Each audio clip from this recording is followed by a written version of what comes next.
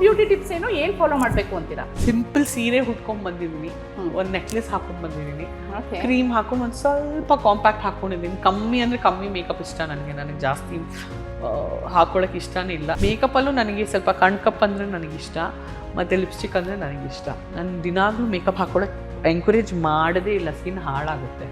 Vitamin D is very important. Everybody has to check you vitamin D levels, because ನಾವೆಲ್ಲರೂ ಮಾಡಲ್ವಲ್ಲ, ಏನ್ ಮಾಡ್ತೀರಾ? ಆರಾಮಾಗಿ ಪಾರ್ಕಲ್ಲಿ ವಾಕಿಂಗ್ ಹೋಗ್ತೀನಿ ಹಾಡು ಹಾಕೊಂಡ್ಬಿಟ್ಟು. ಹುಟ್ಟಿದ್ದರೆ ಕನ್ನಡ ಹುಟ್ಟಬೇಕು ಅಂತ ನಡೀತಾ ಇರುತ್ತೆ. ಕಮ್ಮಿ ತಿನ್ನಿ, ಅರ್ಧ ಹೊಟ್ಟೆ ತಿನ್ನಿ ಅಥವಾ 40% ನಿಮ್ಮ ಹೊಟ್ಟೆಗೆ ತಿನ್ನಿ. ಹಿಂಗಿಂಗ ದೊಡ್ಡ ದೊಡ್ಡ ಬುಫೇಸ್ ಇರುತ್ತಲ್ಲ, ಆ ಕಡೆ ಹೋಗಲೇಬೇಡಿ. ನಿಮಗೆ ಮಕ್ಕಳಾದಾಗ ಅಂದ್ರೆ ಆ ಟೈಮಲ್ಲಿ ಏನಾದರೂ ಫಾಲೋ ಮಾಡ್ತಾ ಇದ್ರಾ?